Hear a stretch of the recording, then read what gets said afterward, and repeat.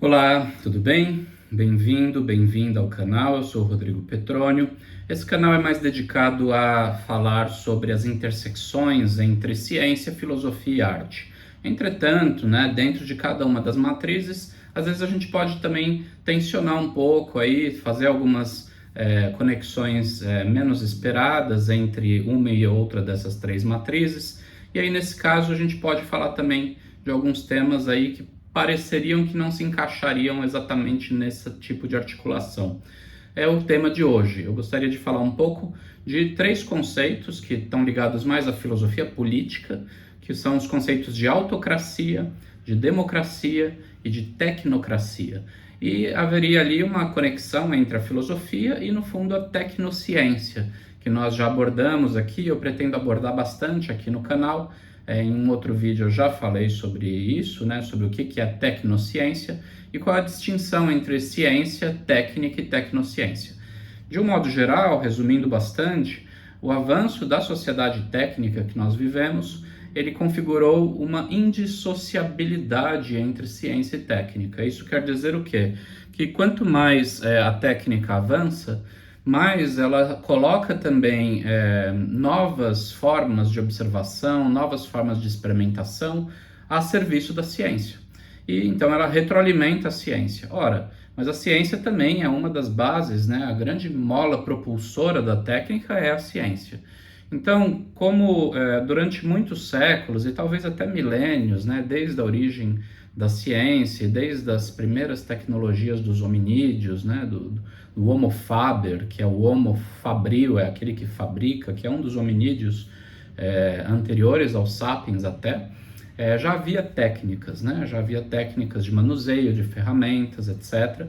E a ciência ela tem aí também um desenvolvimento que tem uma historicidade própria.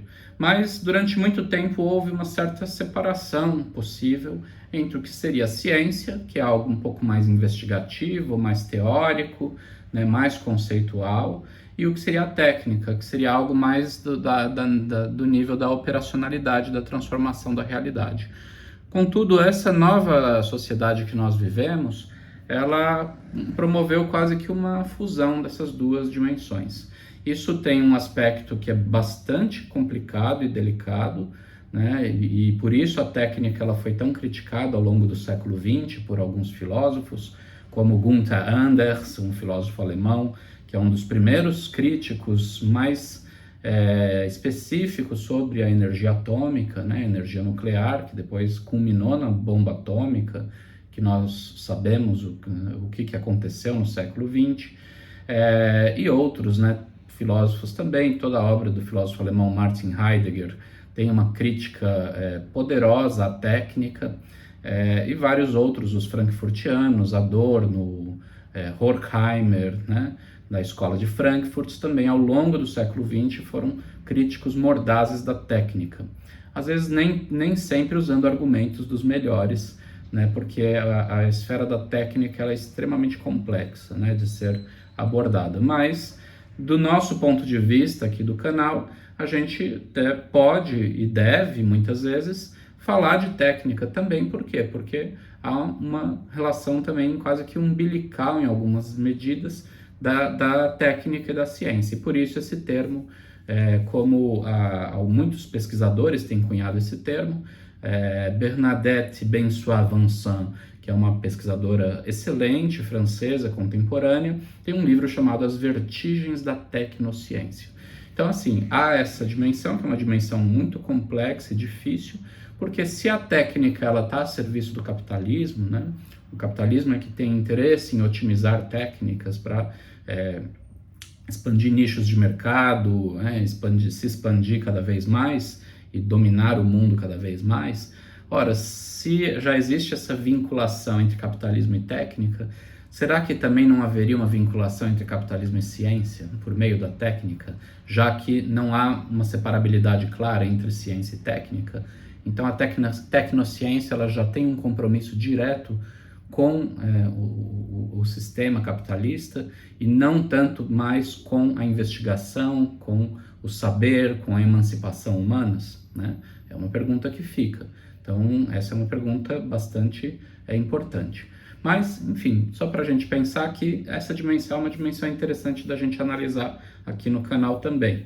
E por que eu estou dizendo tudo isso? Então, seria uma articulação possível da filosofia política e da política e do impacto que a técnica exerce sobre a política.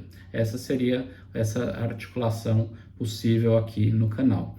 E, como eu disse, hoje eu queria falar, né, esse é o primeiro vídeo no qual eu vou trabalhar um pouco esses conceitos de autocracia, democracia e tecnocracia. Por que são importantes esses conceitos? Bom, eu cheguei à conclusão, a partir de de muita reflexão e de alguns autores aí de filosofia política, e de filosofia propriamente dita, e de filosofia da técnica, exatamente, que é um caminho que eu domino mais e que está mais alinhado com as minhas investigações, que nós precisamos, nós temos uma espécie de miríade aí, quase que uma confusão, um liquidificador ideológico nos dias de hoje que nos inviabiliza a compreensão política clara. O que seria esse liquidificador ideológico? É que nós vemos assim na imprensa, na mídia, na internet, nos discursos, nas redes sociais, na motivação política, nos movimentos políticos, nós vemos muito se falar em liberalismo, em comunismo, em socialismo, em nazismo, em neonazismo, em neofascismo, em fascismo, anarquismo, monarquismo, aristocratismo. Então, todos esses ismos, eles comprometem a clareza da compreensão de fato o que está acontecendo no mundo em termos políticos.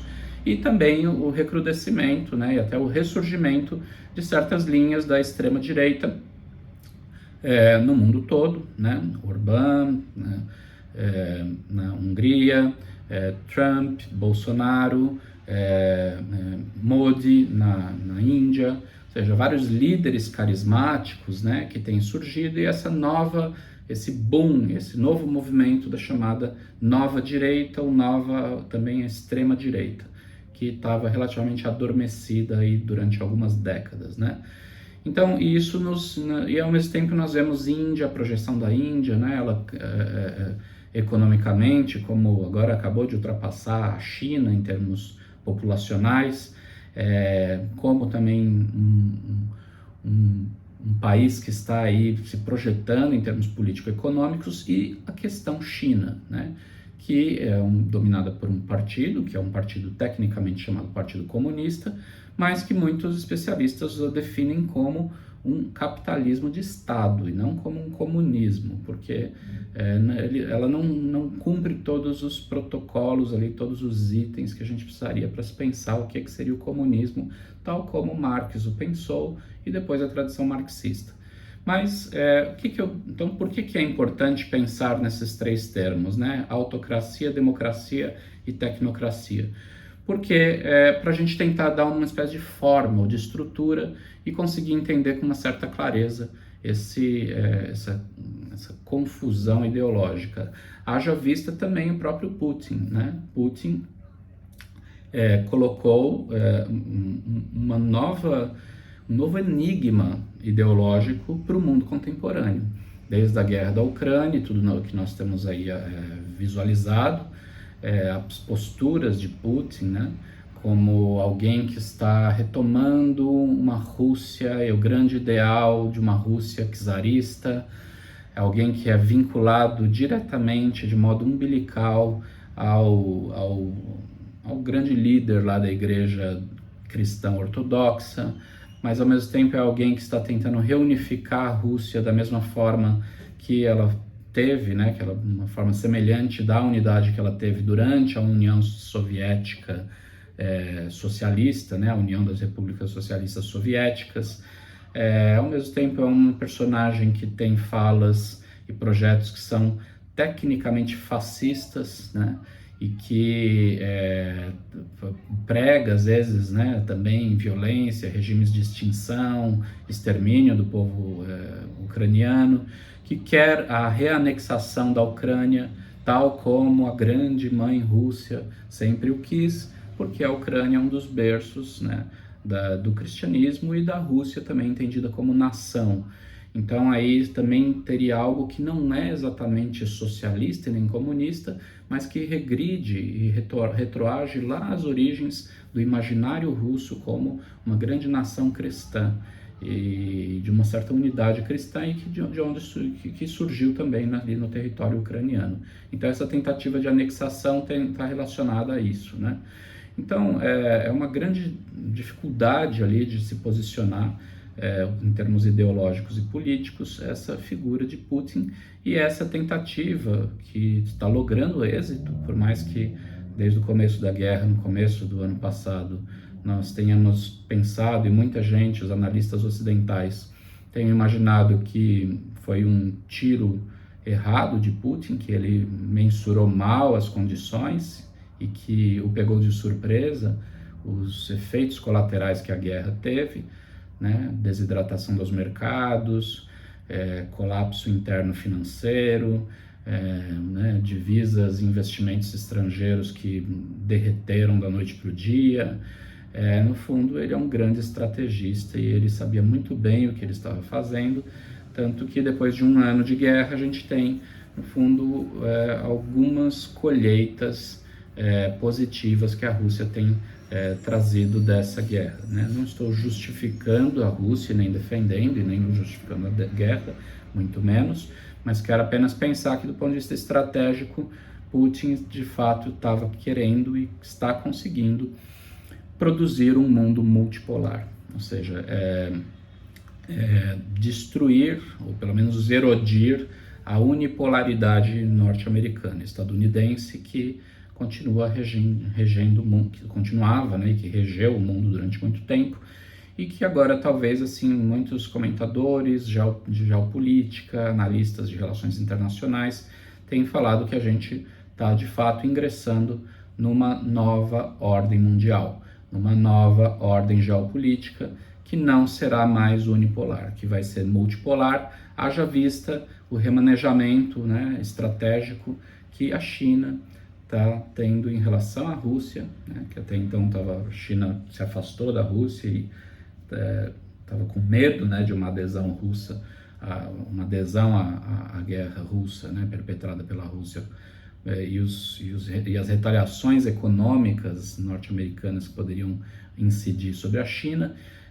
E aí essa neutralidade já começou, já faz um tempo que ela deixou de existir, e a China já está tendo alguns acenos amistosos para a Rússia, e a Índia também. Então a gente tem aí essa removimentação e esse replanejamento de um mundo que certamente ele será multipolar, e por conta do próprio poderio da China, que não para de crescer, e da influência chinesa, sobretudo econômica, em vários lugares do mundo, na África, aqui na América Latina, e em vários outros lugares. Então, esse multipolarismo, ele na verdade ele já é até previsto por um autor chamado Alexander Dugin, que é uma espécie de iminência parda, né, de Putin.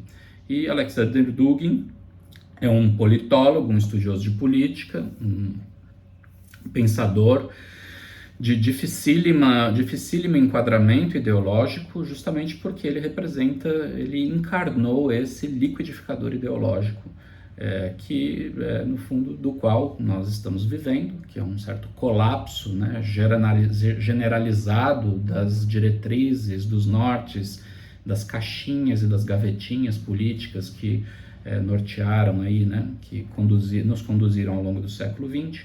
E Alexander Dugin ele materializa isso na sua teoria da quarta teoria política.